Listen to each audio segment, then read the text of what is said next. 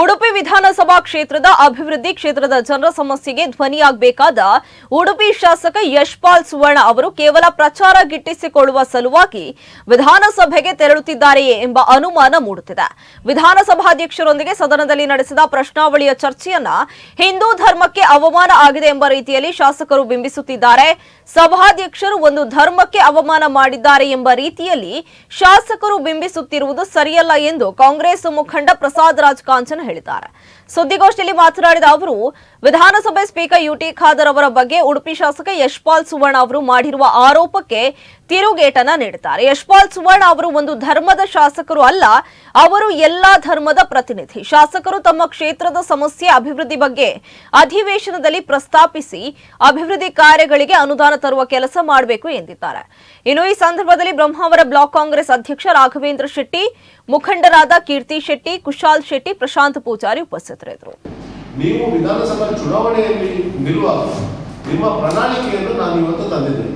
ನೀವು ಉಡುಪಿ ಕ್ಷೇತ್ರದ ಜನರಿಗೆ ಏನೆಲ್ಲ ನೀವು ಎಶ್ಯೂರೆನ್ಸ್ ಮಾಡಿ ಶಾಸಕರಾಗಿದ್ದೀರಿ ಅಂತ, ಅದರಲ್ಲಿ ಎಷ್ಟು ಪರ್ಸೆಂಟ್ ನೀವು ಪೂರ್ತಿಗೊಳಿಸಿದ್ದೀರಿ ಅಂತ ನನಗೆ ನೀವು ನಮ್ಮ ಪಕ್ಷಕ್ಕೆ ಅಥವಾ ನಾನು ವಿರೋಧ ಪಕ್ಷದಲ್ಲಿ ನಿಮ್ಮ ಎದುರು ನಿಂತು ನಾನು ಚುನಾವಣೆ ಸೋತಮ್ಮ, ನಮಗೆ ನೀವು ಸ್ಪಷ್ಟನೆ ಕೊಡಬೇಕಾಗ್ತದೆ, ಉಡುಪಿ ಜನರಿಗೆ ನೀವು ಸ್ಪಷ್ಟನೆ ಕೊಡಬೇಕಾಗ್ತದೆ ಅಂತ ನಾನು ಹೇಳಲಿಕ್ಕೆ ಬಯಸ್ತಾ ಇದ್ದೇನೆ.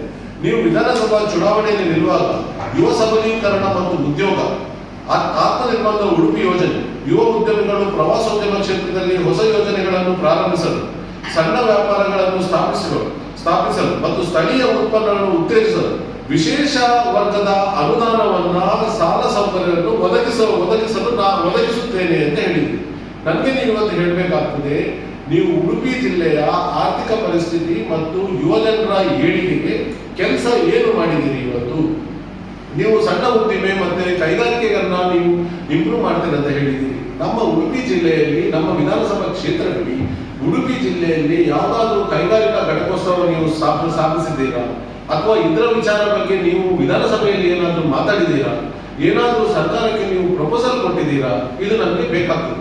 ನಮ್ಮ ಸರ್ಕಾರ ಇವತ್ತು ಮುಖ್ಯಮಂತ್ರಿ ಮತ್ತು ಉಪಮುಖ್ಯಮಂತ್ರಿಯವರು ಬ್ಯಾಂಗ್ಳೂರನ್ನು ಬಿಟ್ಟು ಬೇರೆ ಎಲ್ಲಾ ಪ್ರದೇಶದಲ್ಲಿ ನಾವು ಕೈಗಾರಿಕೆಗಳನ್ನ ವಿಸ್ತರಣೆ ಮಾಡಬೇಕಂತ ಒಂದು ದೊಡ್ಡ ರೀತಿಯ ಒಂದು ಸ್ಟ್ಯಾಂಡ್ ತಗೊಂಡಿದ್ದಾರೆ.